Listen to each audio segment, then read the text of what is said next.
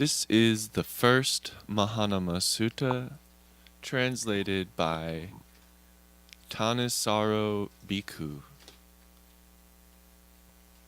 I have heard that on one occasion the Blessed One was staying among the Sakyans near Kapilavatthu in Nigrodha's park. Then Mahanama the Sakyan went to the Blessed One and, on arrival, having bowed to him, sat down to one side, and, as he was sitting there, he said to the Blessed One, "Lord, this Kapilavatthu is rich and prosperous, populous and crowded, its alleys congested.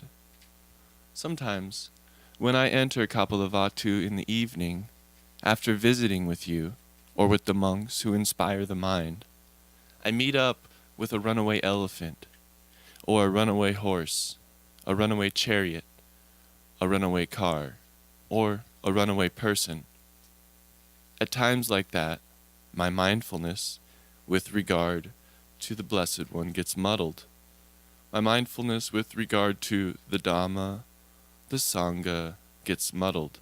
These are the recollections: Buddha, Dharma, Sangha, virtue, generosity, devas, breath, body, death, stillness. The thought occurs to me, if I were to die at this moment of distraction, what would be my destination? What would be my future course?"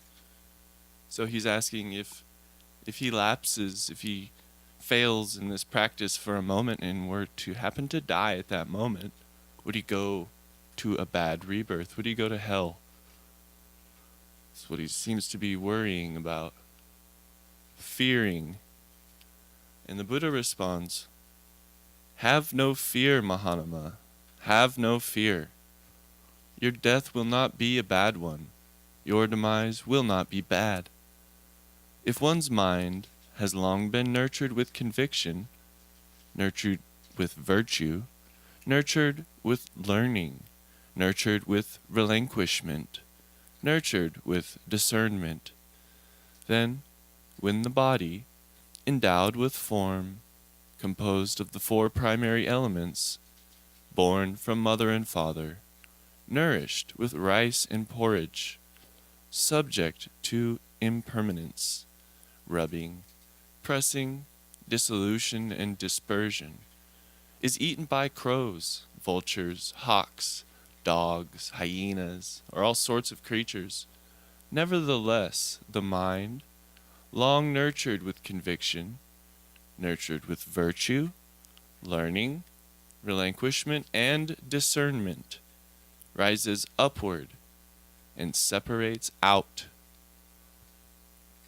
Suppose a man were to throw a jar of ghee or a jar of oil into a deep lake of water, where it would break.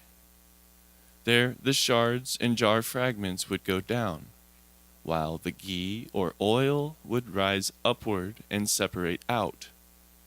In the same way, if one's mind has long been nurtured with conviction, nurtured with virtue, nurtured with learning, nurtured with relinquishment, nurtured with discernment, then, when the body is eaten by crows, vultures, hawks, dogs, hyenas, or all sorts of creatures, nevertheless the mind rises upward and separates out.